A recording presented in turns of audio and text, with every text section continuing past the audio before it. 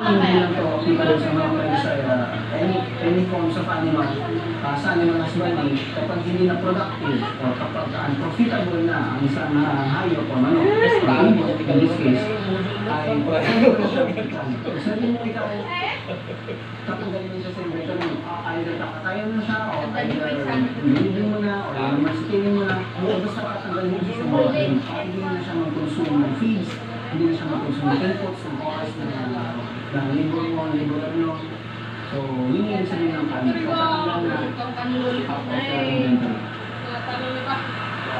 Kapag na undesirable at determine na yan, masakit na hindi na magagawa. Non-laying, kung laying man siya, kung layer sa malaman mo, tapos hindi na nangingitlog, layer farm na kayo, tapos may mga kayo hindi na nangingitlog. So, liability na hindi na siya asset. Cut na yan. And poor producer, halimbawa, yung isang manok lang, laying ng 8 eggs every 10 days. Yung isa, 4 lang. So, nangangalati yung ng produce. So, ano na rin yun. Kung hindi mo na talaga na lahat ng nutrients, ng feeds, sa pagpipinapakan ng feeds, 40% or below average yung kanyang binibigay na output. Ano na rin yun. Ang liability na yan. So yan, why is lighting management kung sa other layers? So, para sa mga layers, yung mga nangingitlog na naman, bakit daw kailangan i-manage? So, ano yung importansya ng ma-manage ng liwanag, ng light management? Liwanag dito, availability ng light.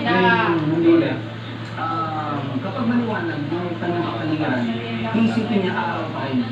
And as long as it's araw, kailangan niya mag-produce ng itlog. Okay? So, kapag mas matagal yung light period sa buong araw, mas marami siyang nilagay. So, ang practice ng ibang mga commercial farms dyan, naglalagay sila siya ng mga ilaw sa kanilang pens, sa kanilang cages.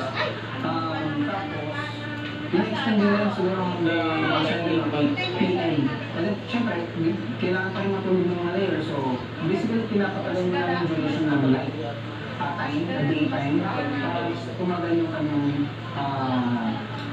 or mas dumami yung kanyang ipangingit. Okay? Kapag ka naman mas konti, ng below average yung kanyang receive na light, yung mga layers, layer chicken na, lumiliit yung kanyang product. So, importante na may mas extended yung liwanag sa buong araw, kapag layers ay nagamit.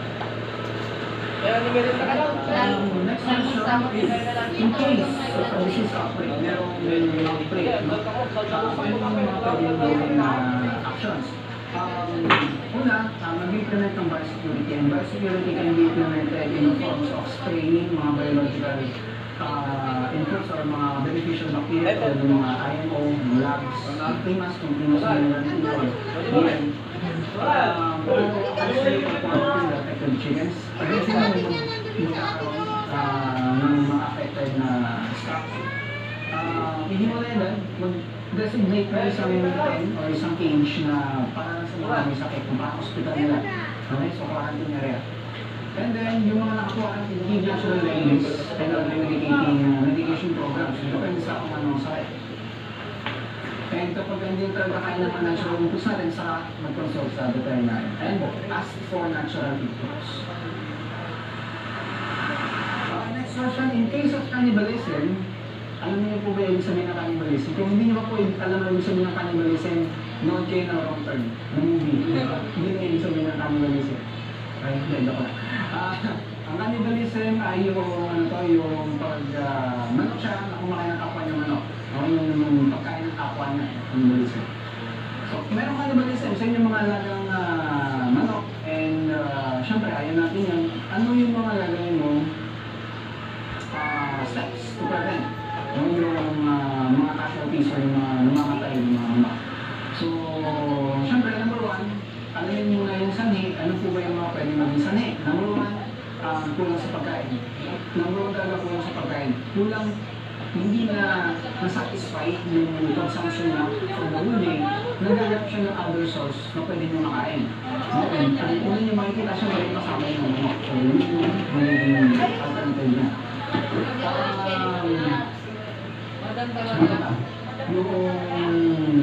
reviewin din yung kanyang consumption per head per day kasi habang umiiba din ang tumataas yung consumption niya per head per day. So for example, ang first week ng mga sisig, ang consumption lang niya ay 11 grams per head per day. And then magiging 13, magiging 15 grams, tapos so on so forth, pataas-patasan. Habang na-review, kapag hindi yun na-review yung consumption niya, ano siya, ranging na, malaking manok, kung pinapakain mo kung hindi ba rin, magugutom mo talaga yun. Maghahanap ng iba pang pwede mo makain. At syempre, ang unang makikita ay kasama naman. And worst case ay papasok na tayo sa tinatawag na debaking. Debaking ay yung pinuputulong tuka. Pinuputulong tuka ng mga manok para tumukap siya sa kapal ng manok, hindi masulatan yung kapal ng manok. Pero ang extreme case na